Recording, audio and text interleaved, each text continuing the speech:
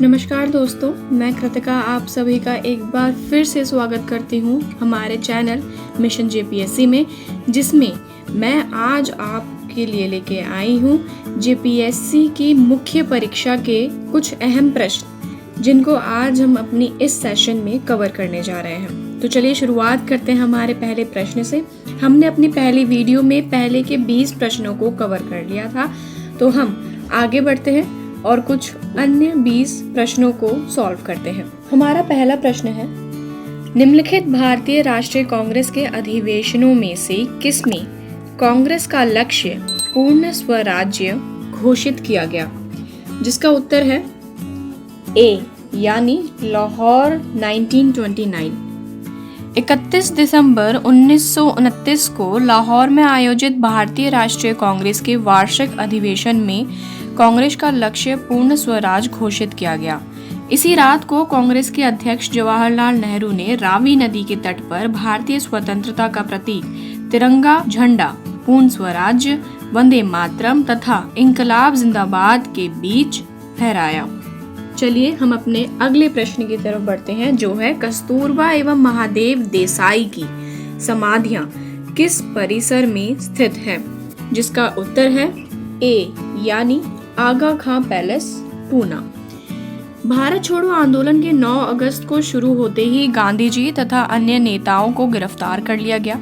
आंदोलन के प्रति सरकार की दमनात्मक नीति के विरुद्ध गांधी जी ने आगा खां पैलेस में 10 फरवरी 1944 को खराब स्वास्थ्य के आधार पर सरकार ने गांधी जी को रिहा कर दिया।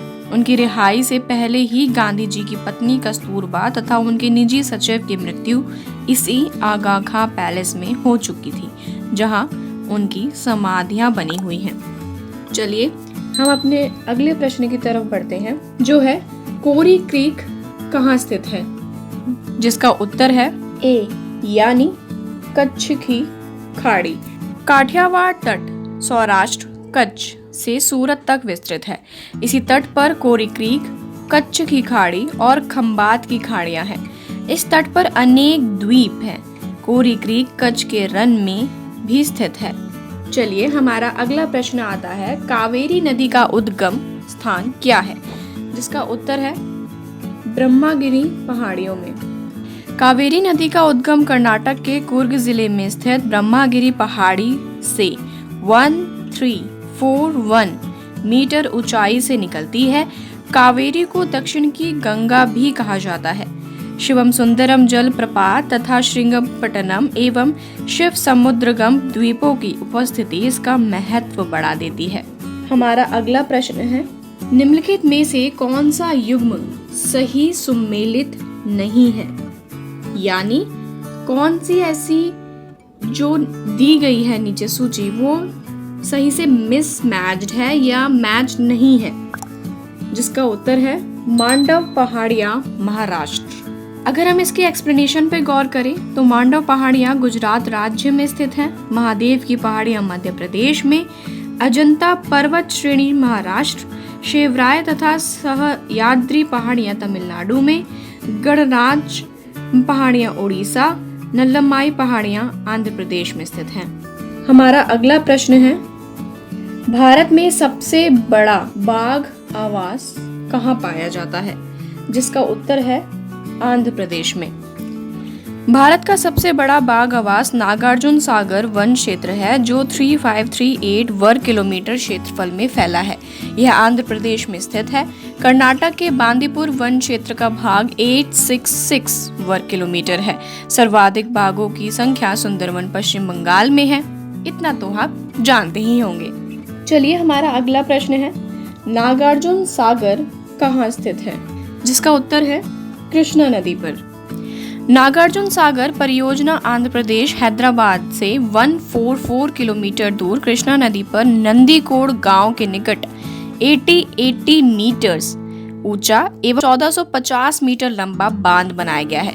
इस परियोजना का मुख्य उद्देश्य सिंचाई है।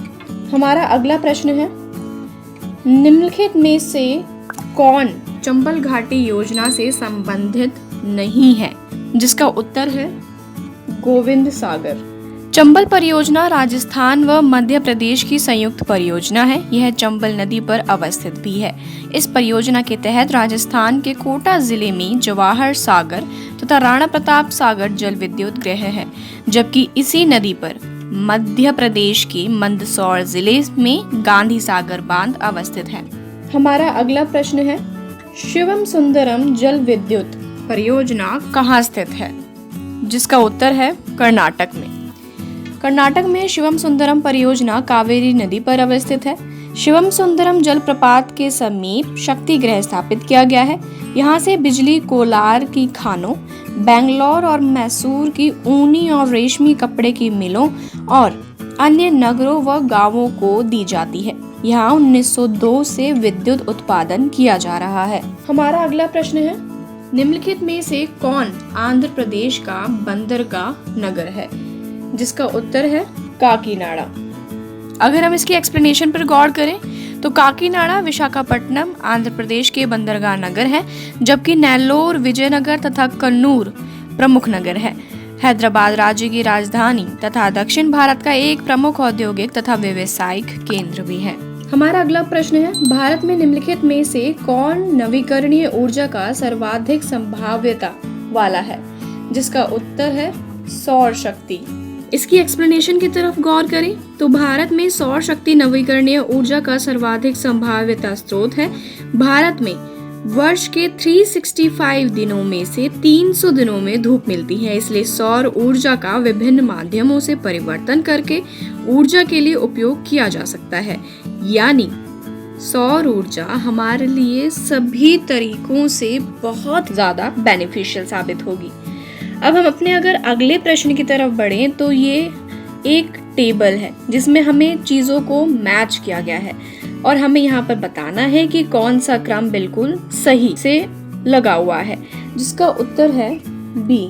अब बी के अनुसार हमारा क्या क्रम बैठता है, चलिए देखते हैं। बी के अनुसार हमारा क्रम यह बैठता है कि ए यानी गार्डन रिच पश्चिम बंगाल, हिंदुस्तान शिपयार्ड आंध्र प्रदेश, मजगांव डॉक्स महाराष्ट्र और सबसे लास्ट कोचिन शिपयार्ड केरला। हमारा अगला प्रश्न है, किस राज्य में लिंगाइट कोयला के विशालतम भंडार है? जिसका उत्तर है तमिलनाडु। लिंगाइट कोयला निम्न श्रेणी का कोयला है। इसमें कार्बन की मात्रा 30 से 40% पाई जाती है।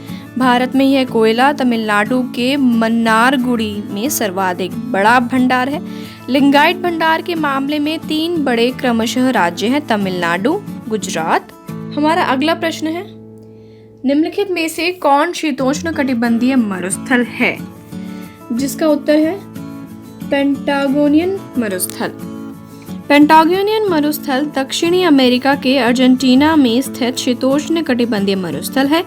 कालाहारी मरुस्थल बोत्सवाना तथा अटकामा मरुस्थल दक्षिण अमेरिका और अरब मरुस्थल अरब प्रायद्वीप में है। हमारा अगला प्रश्न क्या है, चलिए देखते हैं। हमारा अगला प्रश्न है, विश्व की सबसे गहरी झील कौन सी है?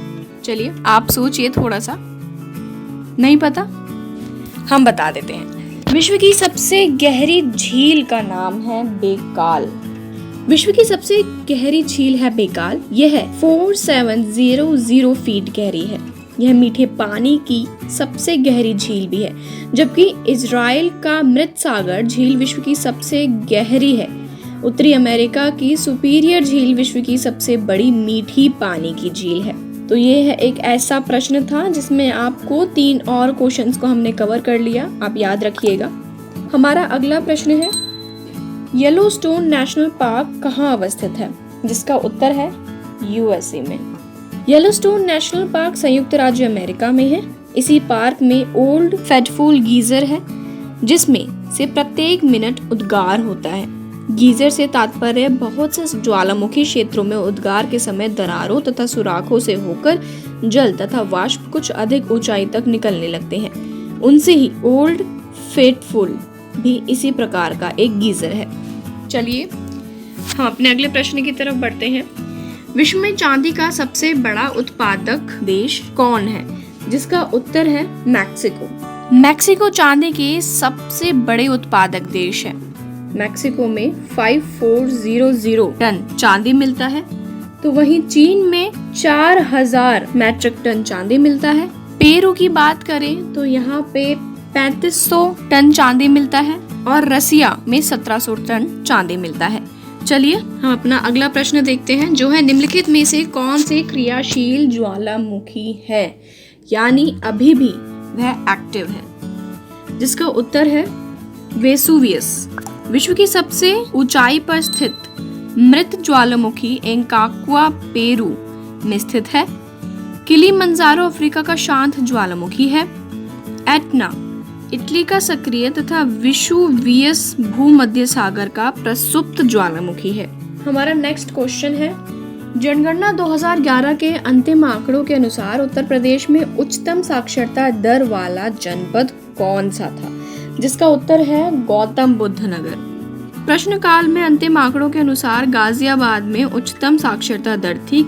वर्तमान में अंतिम 2011 की जनगणना के अनुसार उत्तर प्रदेश की साक्षरता 67.7% है। उत्तर प्रदेश के सभी जिलों में गौतम बुद्ध नगर की साक्षरता सर्वाधिक है। कानपुर, गाजियाबाद, वाराणसी। चलिए आज के इस सेशन के सबसे आखिरी प्रश्न पर आते हैं, जो है जनगणना 2011 के अंतिम आंकड़ों के अनुसार निम्नलिखित में से उत्तर प्रदेश के किस जनपद की जनसंख्या न्यूनतम है। पहले हमने बात करी किस में सबसे सर्वाधिक है, अब हम बात करेंगे किस में सबसे न्यूनतम है। जिसका उत्तर है महोबा। 2011 के अंतिम जनगणना रिपोर्ट के अनुसार उत्तर प्रदेश राज्य कुल जनसंख्या 1998,12,341 इतनी उसकी कुल जनसंख्या है। उत्तर प्रदेश के सभी जनपदों में सबसे कम जनसंख्या महोबा की है। चित्रकूट की जनसंख्या भी इससे अधिक पाई जाती है। चलिए ये था हमारा आज का सेशन। हम आपको अपने अगले सेशन के लिए एक प्रश्न बता देते हैं, आप सोच के आइएगा कि जनगणना 2011 के अंतिम आंकड़ों के अनुसार भारत का पुरुष स्त्री अनुपात क्या है। यह सभी उसके ऑप्शंस हैं, आप इसको नोट डाउन भी कर सकते हैं। अगर आप चाहें तो इसको ढूंढ के जरूर लाइएगा, हम इसका उत्तर अपने नेक्स्ट वीडियो में जरूर आपसे शेयर करेंगे। तब तक के लिए बने रहिए मिशन जेपीएससी के साथ। नमस्कार।